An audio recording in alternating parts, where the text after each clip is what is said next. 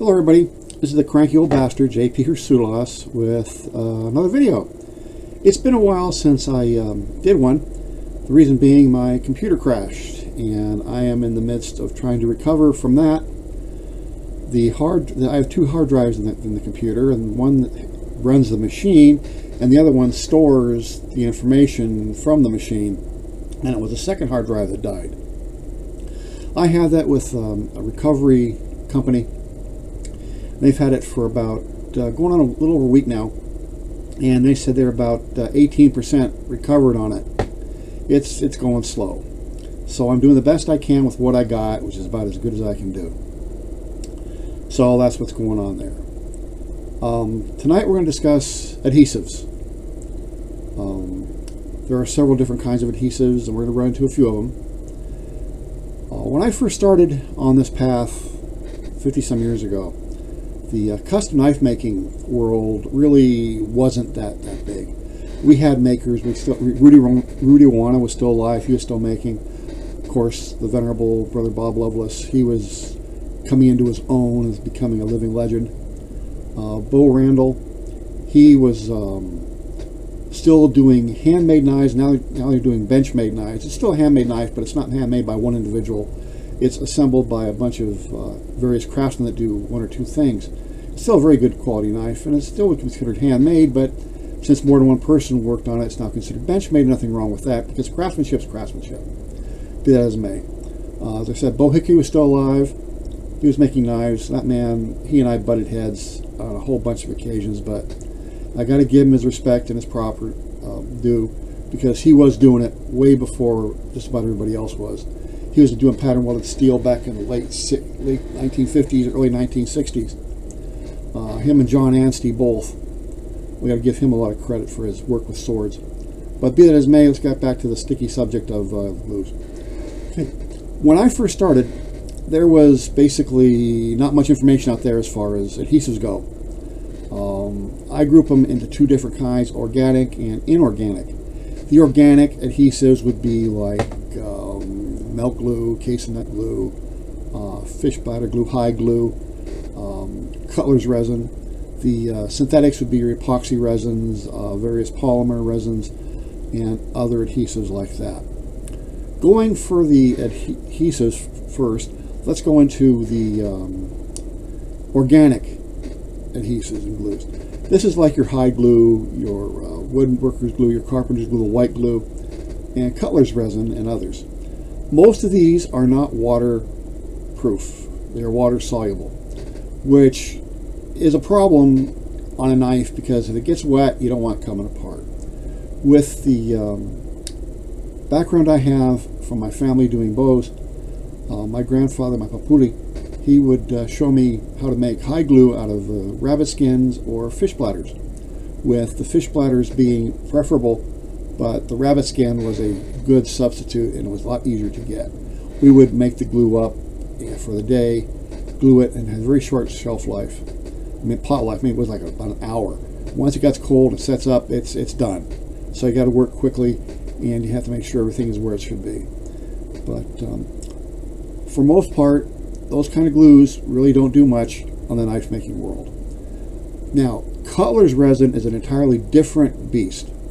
It's a mixture of tree resin, either pine or cedar, charcoal or brick dust.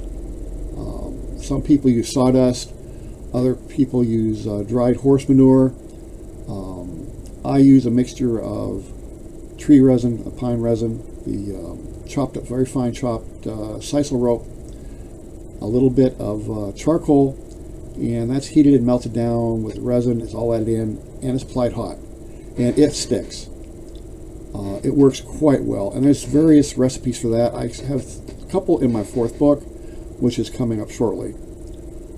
It's very durable. A lot of makers will say, oh, you just can't stick a blade together using glue.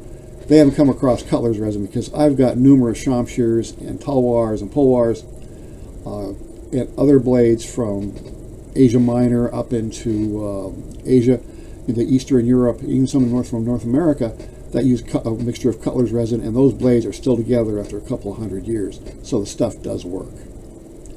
It's like medieval epoxy. But be that as it may. So let's talk about epoxies and other materials. When I first got started, a lot of knives were being put together with a rifle bedding compound, Acroglass. It's basically an epoxy resin with fiberglass fibers in it. It's very durable, very tough. It's messy though. It's kind of gummy, but it worked. It takes a while to set, but it worked. It held together quite well. But not everybody liked the color, myself included. You got the metal-bearing epoxies, such as JB Weld and a few others, that are quite good. But here again, they're either black or white, and some people don't want the color. They want it to clear. It still works. Now, I'm going to be speaking generalities here. The faster the cure rate on the glue is, usually it's not as strong as one with a slower cure rate, hardening rate. So your fast epoxies, such as your 5-minute or 15-minute 2 parts, they're okay, but I would use them as a backup as long as everything else is secured in some other way. So if you're going to be pinning on handle scales, that's a good choice. Or you go for an hour. If you're sliding everything over the back using a through tank construction, and you either pin it over or crank it down on the back end and holds everything's held together by the palm on the guard, it's another good thing. But then again, you can also use cutler's resin. So, yeah, as it may. You can vary the thickness and the viscosity of these by using fumed silica. It will make the epoxy appear milky, but it will thicken it up. How thick? It's as thick as you want it. But when you're using the fumed silica, be very careful because you do not want to breathe that stuff in. Use a respirator. It is nasty. The last thing you want to do is get silicosis in your lungs because that's usually fatal.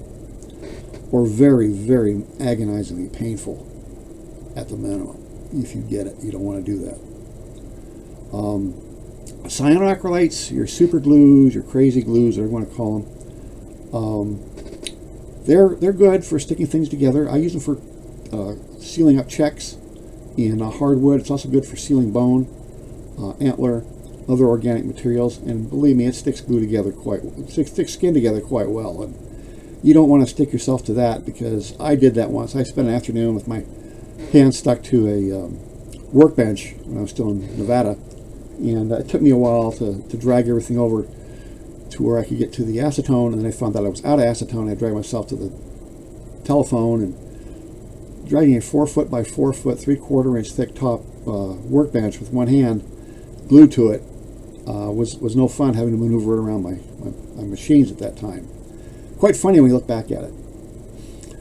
But here again, you want to use the right kind of epoxy.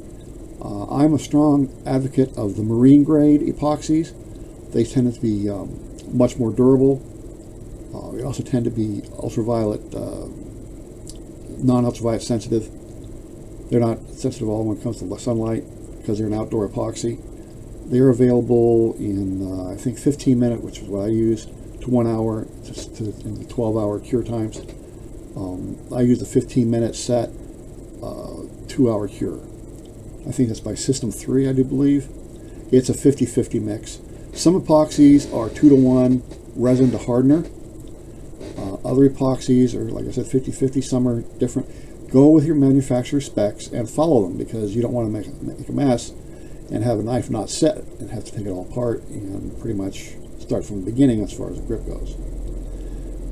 As far as that goes, after speaking with the late great Bob Loveless many years ago about epoxies, he was also a big advocate of the marine grade as well. His fit and finish were impeccable. The man was an amazing craftsman. It was like they grew there. The feeling of his knives were just, indescribable in your hand. The man knew his craft, and he was a very dear friend of mine. And when we lost him, we lost a real treasure. So many of the old makers are passing over. Bo Hickory, he passed a few years back. As I said, he and I butted heads on a couple of occasions, but I got to give the man his proper respect, because he was there and he did it. We lost so many. That's about it for epoxies. and other adhesives. Let's see, anything else? Oh yes, the instant contact cements, etc., etc., etc. I'm going to delve into that a little bit here. I use those basically for leather work. I cement everything when I sew it over. I'll be doing a sheath video here in the next few weeks. Hopefully once I get this figured out. Other than that, that's basically the way it is. I hope you missed me. I missed you. I'm still learning how to do this stuff. If you haven't already subscribed, please do so. Please hit the like button if you like this video.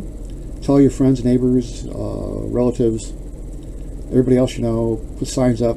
You know, go to Jim's channel. I can use all the help I can get. Believe me, I can use all the help I can get. Other than that, I think that's about it for the evening. I want to thank you all for the time and having spent some with me. If you have any questions, feel free to ask. Please feel free to comment. May the wise Lord bless and keep you. As I said before, please hit the like button. Please hit the subscription button. And anybody has any questions, you can contact me through my website. The address will be in the description below, along with my website address. My email address is already in my channel description. And hopefully you have a wonderful evening. Thank you for your time. May the wise Lord bless and keep you. Bye-bye.